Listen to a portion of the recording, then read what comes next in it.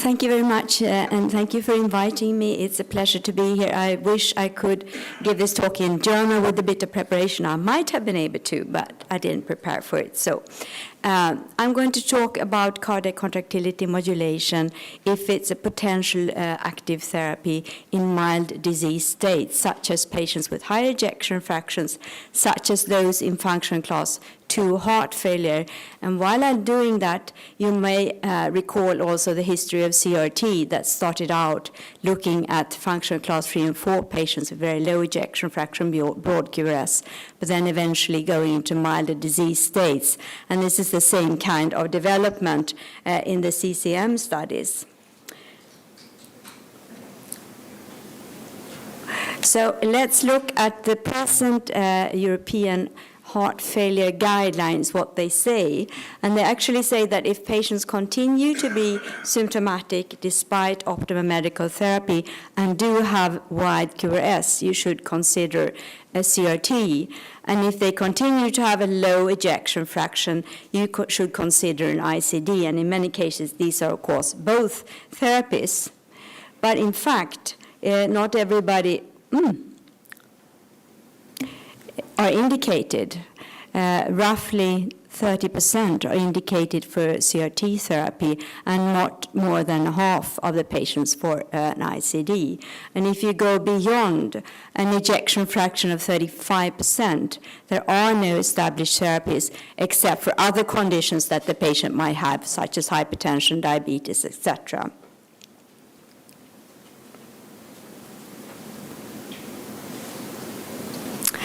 So what other options are there potentially? Well, if you have optimized drug therapy, there are other potential therapies for those not eligible for CRT because ICD is not a disease-modifying therapy. And those are cardiac contractility modulation studied in the fixed trials. This is the topic of today. But also other concepts are being tried, such as baroreceptor stimulation in the Hope for Heart Failure trial, vagal nerve stimulation, a bit of a disappointment in the NYHA trial, but with another kind of vagal nerve stimulation, there is an ongoing trial called Innovate, with morbidity and mortality as outcome, and finally spinal cord stimulation, which proved to be a disappointment as well as evidence from the DEFEAT trial.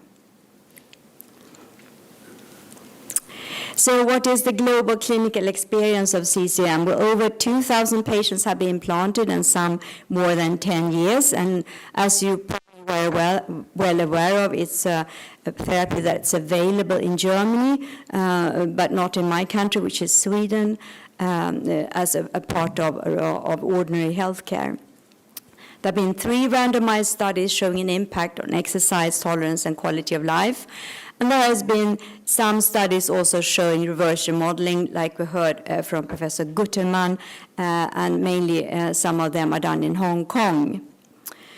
There are also subgroup analysis from these fixed studies that suggest that the higher the ejection fraction, the greater the clinical benefit, and this also mimics the CRT trials in which if you have some residual functional capacity in your ventricles, you have a greater propensity for improvement. So let's go over these studies. First of all, just to show the reverse remodeling data from you, this is comparing 3 months of CCM versus baseline, and as you can see, there is an improvement of the ejection fraction of 45%.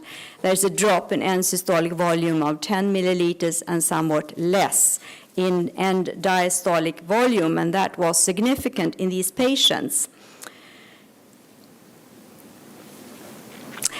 Putting this a bit into perspective, what do you expect from the other therapies that we do? So this is a review where we looked at magnitude reverse remodeling with various established heart failure drug therapies and CRT to the far left. And as you can see, the magnitude of reverse remodeling by CRT concerning both end systolic and end diastolic volume is the greatest and comparable comparable to that of beta blockers. However, if you want to put the CCM magnitude of change, albeit that it was studied only for 3 months, it might be that by time it's a much greater effect. The size of effect seems to be more comparable with ACE inhibitors and A2 blockers. The point I also want to make with this slide is that even if you are a device doctor, don't forget to make sure that the patients are optimized on heart failure medication if you introduce any device therapy, and vice versa. If you're a heart failure doctor, of course, you shouldn't forget about device therapy. So what is the experience in the higher left ventricular ejection fractions in the CCM studies carried out so far? Well, the FIX-5 trial had as inclusion criteria a left ventricular ejection fraction below 35%. But those of us who have been involved in clinical studies with core labs know that the ejection fraction that we measure in our hospitals and our collaborators tend to be in 5% bins. And once they get to the core lab, generally the ejection fractions are 5 to 10% higher. So this is why a subgroup of these patients actually had as high as more than 35% ejection fraction, some 35 of them here, 38 of them, and a lot of them had in the higher range of ejection fractions. In the FIX-5 study, the primary endpoint was anaerobic threshold. The follow-up time was 1 year, and CCM tended to be improving better in the high ejection fraction groups. So this is the overall results, and a bit busy slide for anaerobic threshold. The primary endpoint, no change during CCM or optimal medical therapy, but for peak oxygen uptake, the difference between CCM and optimal medical therapy periods was in the order of 0.6 or 0.7 milliliters per kilo per minute, which is clinically significant. Quality of life, importantly, improved during both study periods, and this tells us that there is a placebo effect by just being part of a study, having been implanted. You don't know whether you're active or not, perhaps.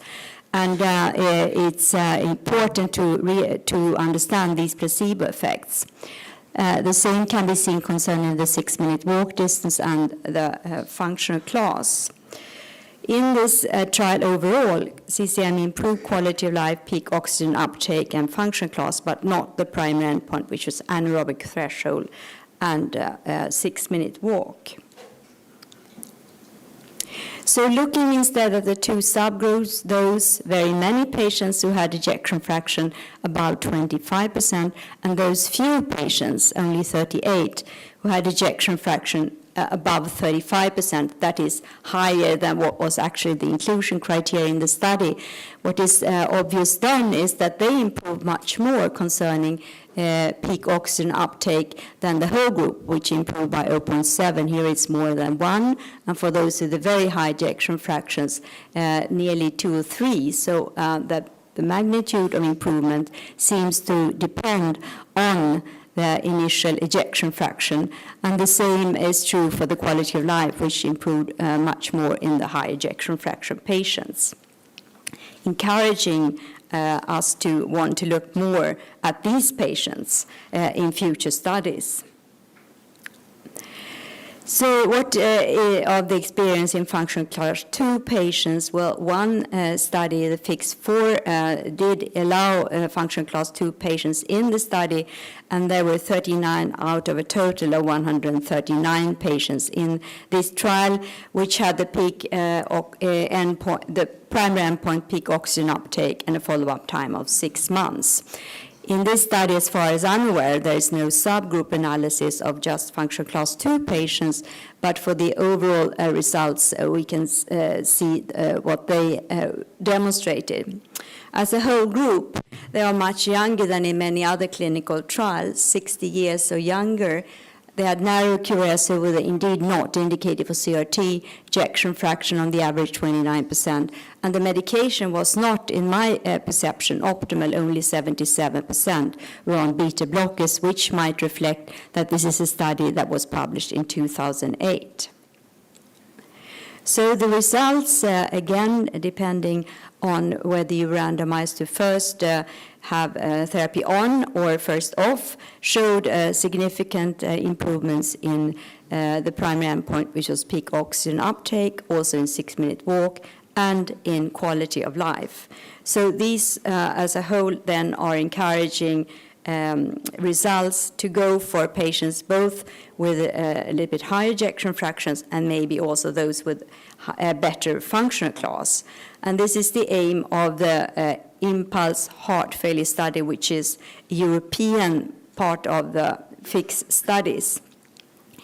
In this study, there is no crossover design, but a parallel design, so about half of the patients get a CCM device and the other ones don't.